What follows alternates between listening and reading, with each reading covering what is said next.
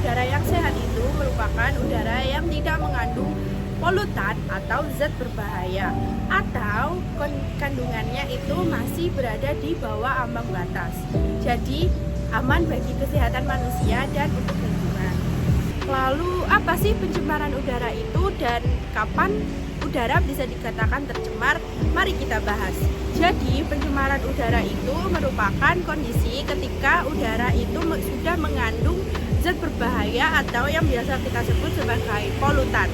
Nah, polutan ini akan membahayakan untuk kesehatan manusia, makhluk hidup lain ataupun lingkungan. Setelah saya lihat di kondisi sekitar rumah saya, tampaknya udara di sekitar sini sudah tercemar karena ada beberapa macam polutan dari asap kendaraan, asap rokok, penggunaan AC, dan pembakaran sampah. Lalu ada pun pohon-pohon yang sudah ditebang oleh warga-warga di sekitar. Jadi mari kita lihat. Jadi teman-teman, di belakang saya ada salah satu contoh pencemaran udara. Nah, asap kendaraan merupakan pencemaran udara primer karena polutan langsung dilepaskan dari sumbernya ke atmosfer. Sumbernya itu berasal dari asap knalpot itu.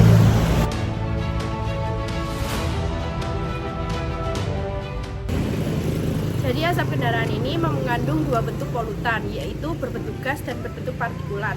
Salah satu contoh dari gas adalah karbon monoksida atau CO. Nah, CO ini adalah gas berbahaya yang dihasilkan dari pembakaran yang tidak berguna. Nah, yang selanjutnya yaitu gas karbon dioksida atau CO2. Nah, CO2 ini merupakan gas yang mengakibatkan adanya efek rumah kaca, dan dengan adanya efek rumah kaca ini akan terjadi global warming atau pemanasan global. Lalu ada juga senyawa NOx yang nantinya akan membentuk hujan asap dan smog, dan ada juga hidrokarbon atau HC.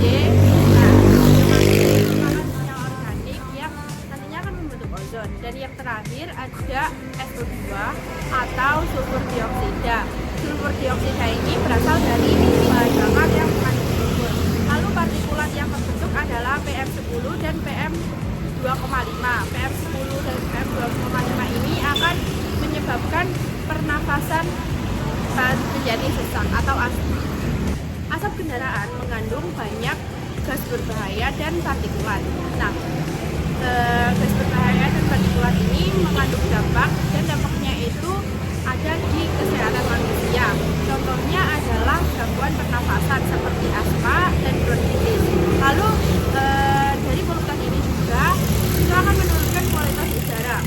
Nah, selain itu dari beberapa polutan yang dihasilkan oleh asap kendaraan ini itu akan menyumbangkan zat yang dapat mengakibatkan pemanasan global serta adanya hujan asap.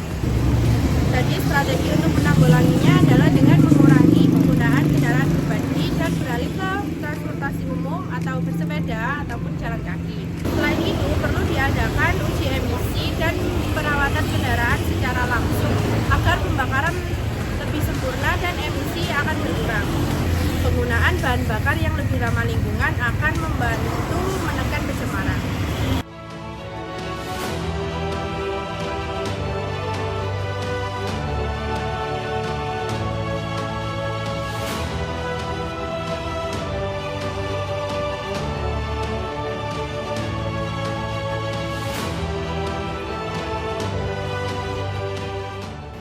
Menjaga udara agar tetap sehat merupakan tanggung jawab kita bersama.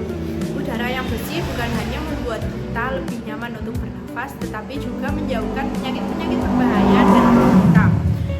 Oleh karena itu, mari mulai melakukan dari hal-hal sederhana seperti mengurangi penggunaan kendaraan pribadi yang tidak ramah lingkungan.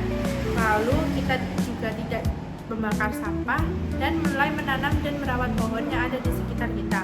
Dengan langkah kecil yang kita lakukan secara konsisten, kita sudah ikut berkontribusi dalam menjaga kualitas udara. Ajak juga keluarga dan teman-teman untuk peduli terhadap lingkungan, karena perubahan yang besar dimulai dari kesadaran bersama. Mari kita jaga udara agar tetap bersih dan sehat demi masa depan kita.